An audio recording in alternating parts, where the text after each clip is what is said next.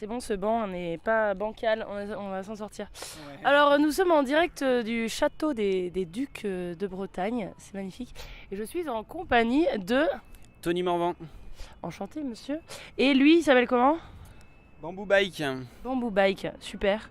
Alors, c'est quoi cette histoire? Qu'est-ce que tu fais avec Bamboo Bike? Je l'ai construit en fait moi-même. C'est de la fibre de bambou. Donc C'est du bambou que tu... Ouais, voilà. C'est du bambou que j'ai acheté brut. Et après j'ai développé plein de petites machines dans mon garage pour en extraire les fibres. Et après venir les coller pour faire un cadre. Donc j'utilise de la fibre de bambou et de la résine, qui n'est pas un produit pour l'instant écolo, ni recyclable.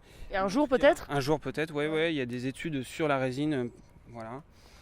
Et donc j'ai extrait les fibres, je les ai collées avec de la résine dans un moule pour faire les différents tubes du cadre. Et après je les ai collés les uns aux autres pour faire le cadre complet, quoi. Et pourquoi le bambou? Parce que le bambou... Bon, déjà c'est beau qu'on se le dise. Hein. Ouais, déjà. C'est doux. Pourquoi le bambou? C'est parce que c'est une plante qui pousse très facilement partout dans le monde. Déjà niveau ressources c'est presque inépuisable. C'est mieux que le bois même parce que le bois ça pousse lentement et pour arriver à un bois à maturité c'est 20 ans alors que le bambou c'est 3 à 4 ans. Donc tu plantes un bambou 3 à 4 ans après tu peux l'utiliser. Et ça a une résistance mécanique très élevée qui est presque équivalente à la fibre de verre. La fibre de verre qui est un produit issu du pétrole et qui sert à fabriquer des bateaux. Mais bientôt il n'y aura plus de pétrole, donc on utilisera tous du bambou. Et pourquoi t'es pas allé le chercher dans la nature? Parce que en fin de compte il faut qu'il soit vraiment arrivé à maturité.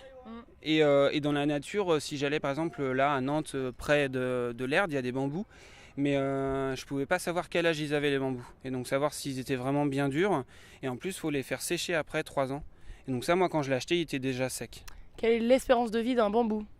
Et 5 ans. Et celui-là, il a quel âge?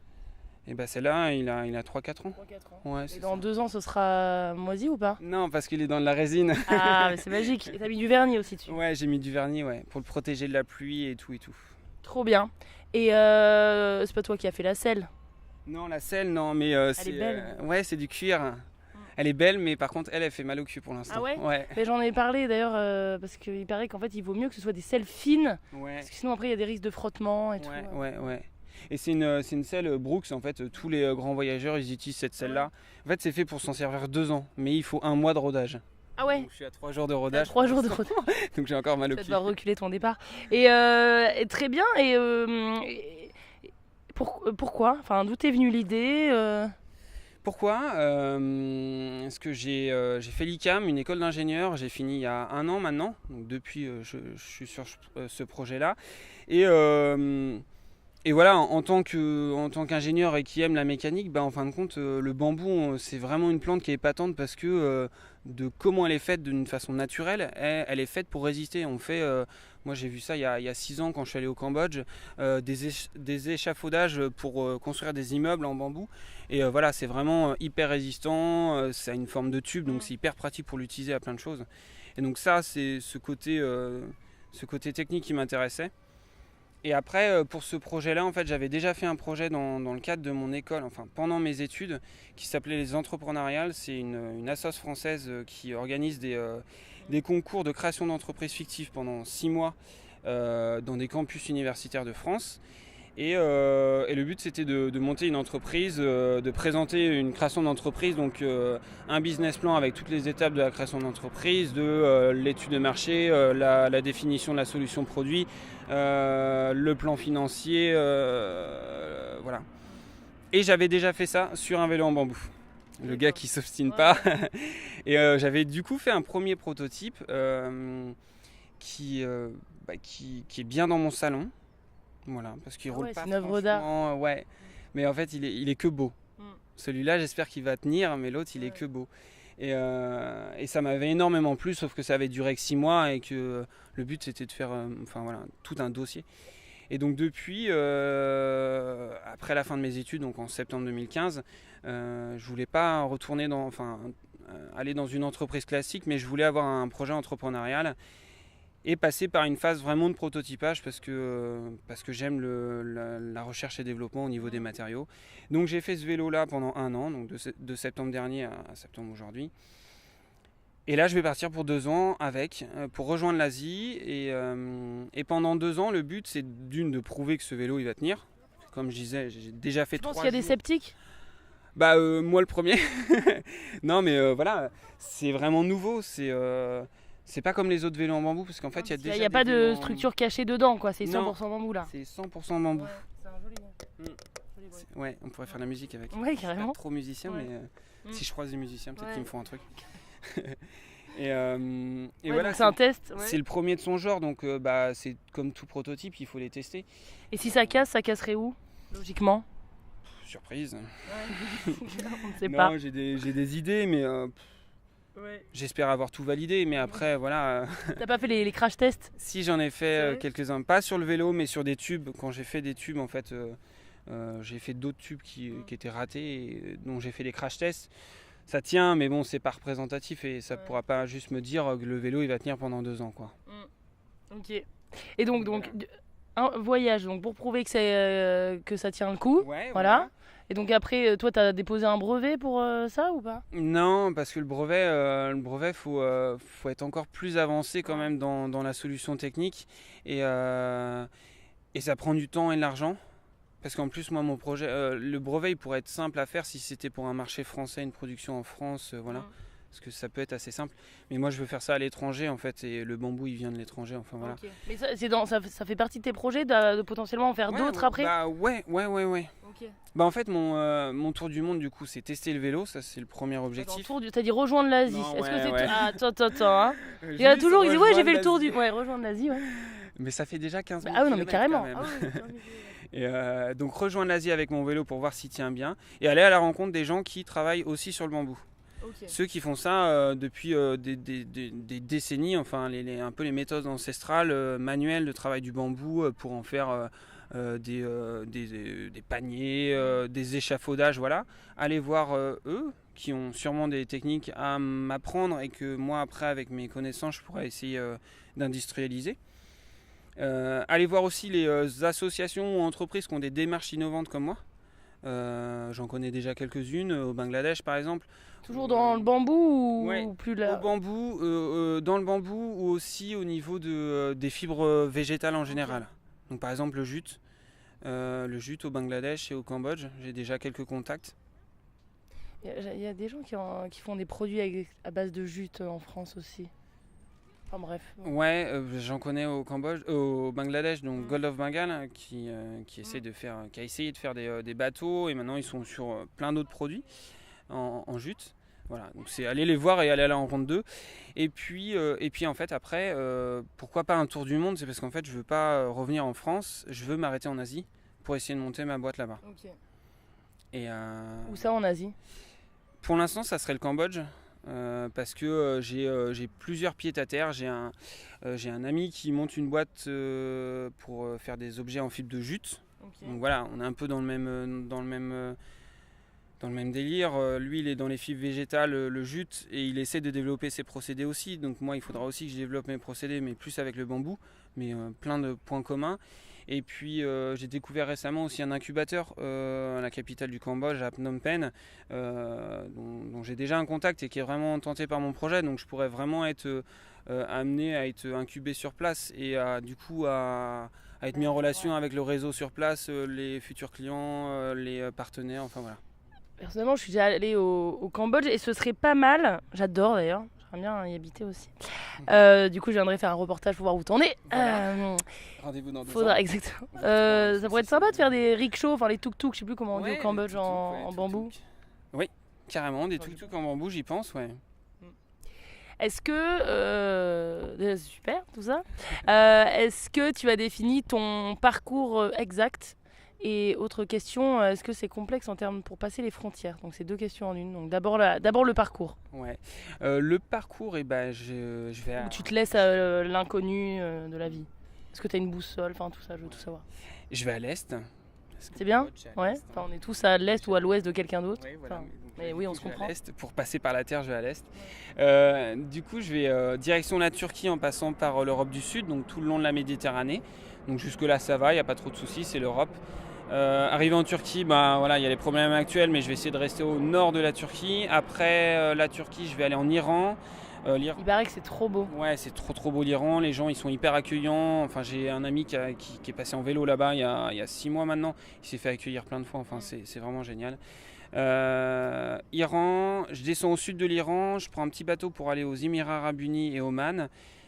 Enfin, vélo jusqu'en Oman. Et puis après, je prends un bateau ou un avion, je sais pas encore, pour aller à Bombay en Inde.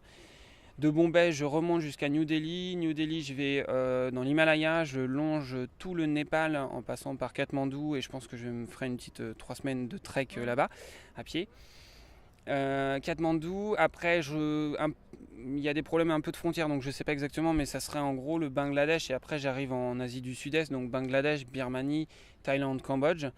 Cambodge, voilà, je me pose un peu là-bas, on va dire un mois.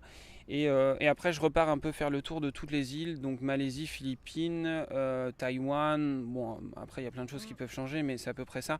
Et aller après aussi en Chine, dans le Yunnan, c'est au sud-est de la Chine. C'est une forêt tropicale un peu montagneuse où il y a la plus grande en fait, variété de bambous sur place.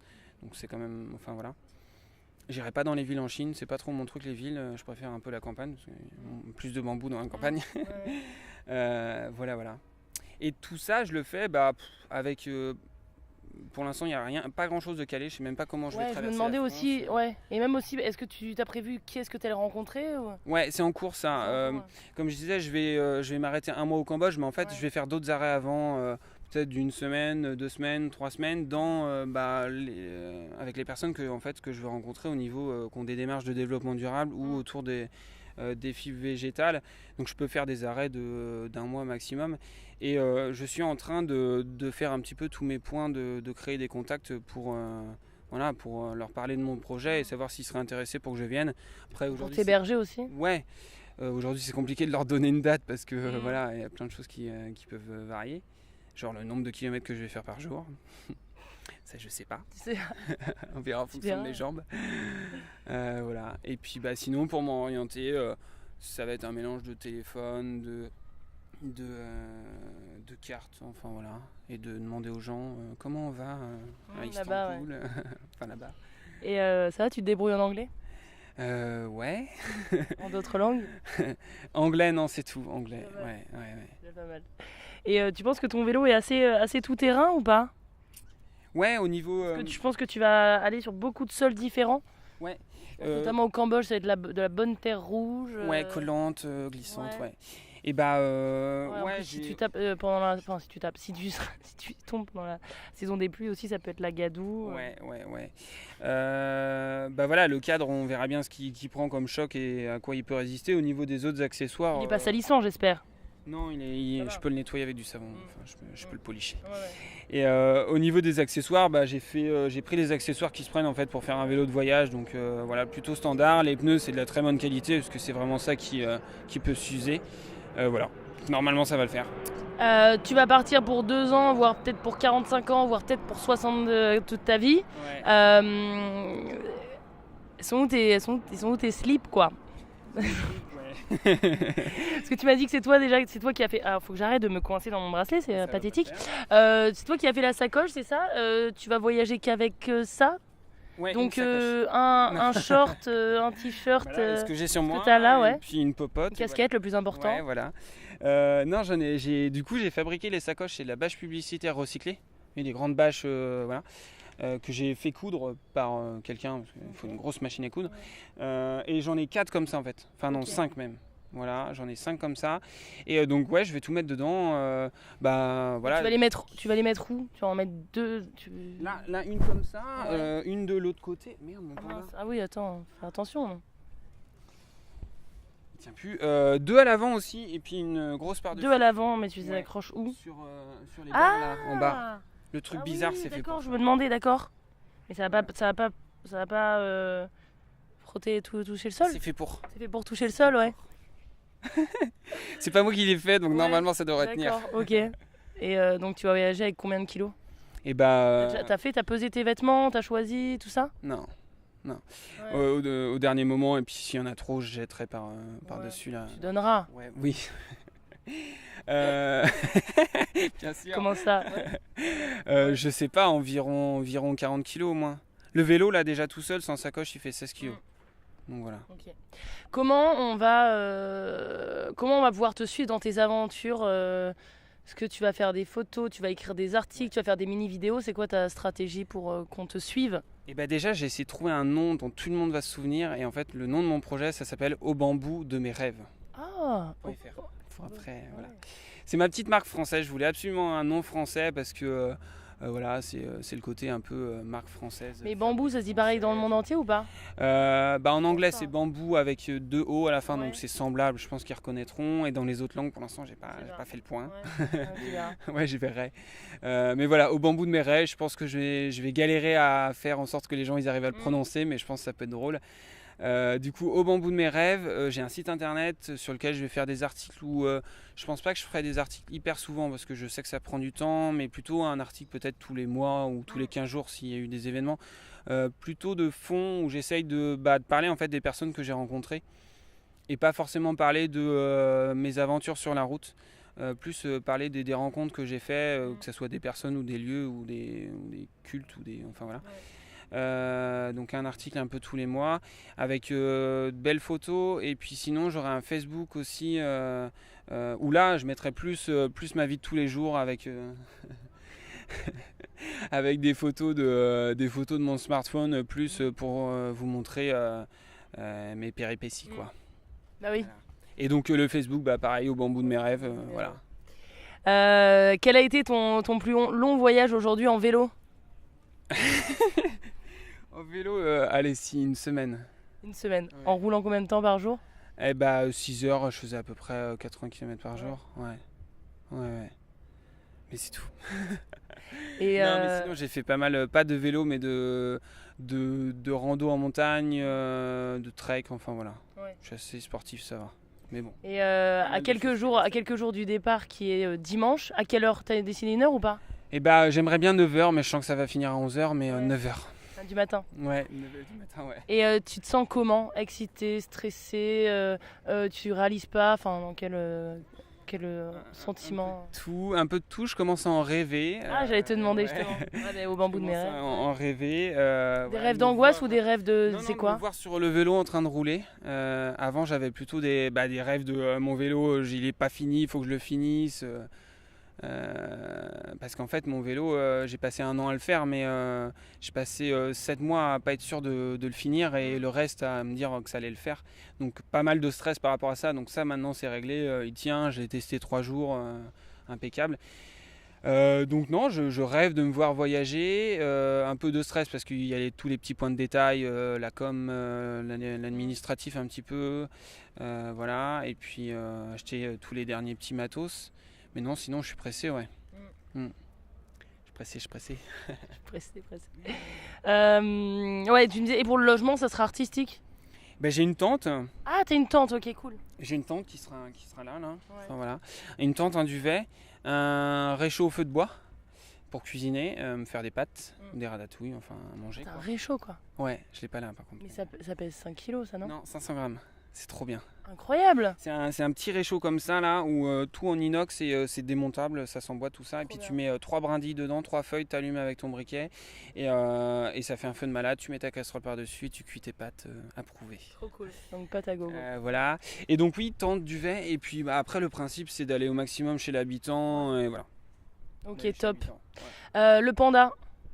Le panda, ça va être ma petite mascotte et c'est une amie qui l'a fait, Ophélie Trichereau. Bisous Ophélie. Voilà, bisous. Bravo, il est très beau. Il est très beau. Qui est artiste et qui fait des petites créations comme ça en couture, un peu des figurines. Enfin, je sais pas vraiment comment on appelle ça. Ouais. Et elle m'a fait ce petit panda qu'on a dessiné tous les deux et qui va m'accompagner quand je serai Tu tout penses seul. tu sais comment il sera dans 2 ans ou pas? Ouais, Dans 10 alors, ans? c'est ça qui est chiant avec le panda, c'est que c'est noir et blanc. Oui. Donc en fait, le blanc va devenir marron, le noir va devenir gris, impossible de le Ouais. recolorer, c'est la merde. Mais en même Et temps, ce sera beau. panda, J'espère qu'il va pas vite, parce qu'il a des yeux en bouton. J'espère que ça va pas vite partir. Enfin, tu me il va diras faire après. peur après. Tu sais quel genre de panda c'est ou pas? C'est pas un panda roux. Non, c'est un panda, Panda c'est un panda classique. d'Asie, ouais, classique, ouais. Il y a que les pandas qui mangent du bambou? Non, il y a les koalas, je crois. Ah ouais. Ouais, il me semble, ouais. Ils sont cousins, non? Peut-être, ouais. Ouais. J'espère que tu vas voir des pandas, c'est sûr. Ouais, bah je ouais, pense. ouais, carrément, ouais. Je vais aller en voir. sûr. Ouais. J'espère qu'ils mangeront pas mon vélo. Bah ouais, Mais j'ai mis une couche de vernis normalement. ah ouais, peut-être que ce serait toxique. J'espère que tu vas pas tuer des pandas. Oui. Non, mais je les Ce empêcherai serait de bête. s'approcher. Il te manque juste quelque chose, si je puis me permettre, un klaxon, Oui, bah oui, c'est prévu. un casque. Ouais, un casque, ouais. Il sera comment ton klaxon? Ah, ce sera peut-être quelqu'un qui va te faire un cadeau avant ton départ. Oui, peut-être, j'espère. Ouais, quand même, ça déconne. Un beau klaxon. Dernier message à faire passer. Et ben, venez tous samedi 17, du coup samedi prochain, aux machines de Lille, comme ça, si vous avez plein d'autres questions, on pourra en parler. Et puis faites comme moi, vivez vos rêves. Hein.